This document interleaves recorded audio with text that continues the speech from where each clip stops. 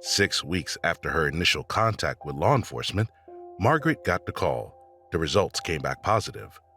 One of the two Jane Does found on Mansfield's property was, without question, Teresa.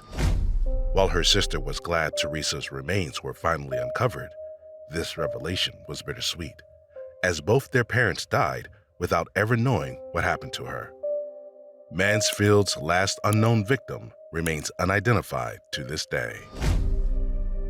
Janet Yeary. In 2004, 51-year-old Janet Yeary lived in Kokomo, Indiana, and had worked as a lab manager for CMB Optical One for the past 16 years. She loved being outdoors, listening to music, and spending time with her granddaughter. On Wednesday, November 24, 2004, she began preparation for Thanksgiving dinner. That night, her daughter, Carly Martin, who lived across the street from her, spoke to Janet on the phone, and they discussed plans for their early dinner the following day. Dinner time came and went, though Janet never showed up. Carly repeatedly called her mother to see where she was, but got no answer. The following day, when she still hadn't heard from Janet, she walked across the street to check on her. Carly grew even more concerned when she realized that the garage door was left open, and when she entered the home, she discovered that her mother had begun cooking that day but never finished, and the turkey was even still in the oven. She ended up finding her mother dead after being beaten and stabbed. There was no sign of forced entry into the home, so police theorized that, while Janet did not know her killer, she had willingly let them into her home for some reason. According to witnesses, a white vehicle was seen speeding away from the area on the night that Janet was killed.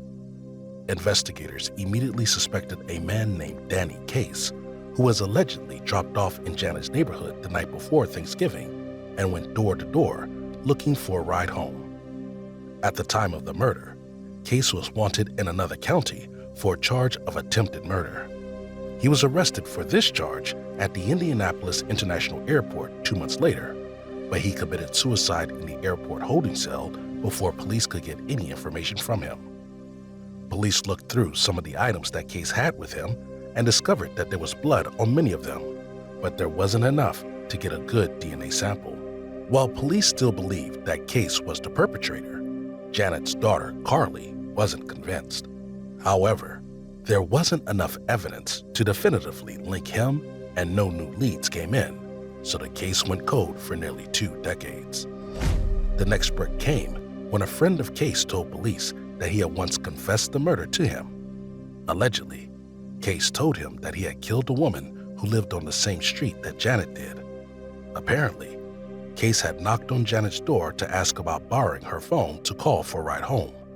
According to this friend, Case had also confessed to killing an elderly man in a nearby county. Once they learned this, police went and spoke to Janet's surviving family. They were told about Case's friend's confession and allowed police to close Janet's case with exceptional clearance since the suspect was deceased. Pamela Graddick. On August 14, 2012, 26-year-old teacher's assistant Pamela Graddick was reported missing by her sister. She was last seen alive on Saturday, August 11, 2012, when surveillance footage caught her walking back to her apartment in the Bronx after a night out with friends. 11 days later, police still didn't have any leads, so Pamela's sister posted a plea on Facebook for any information on Pamela's whereabouts, but nothing new came from this.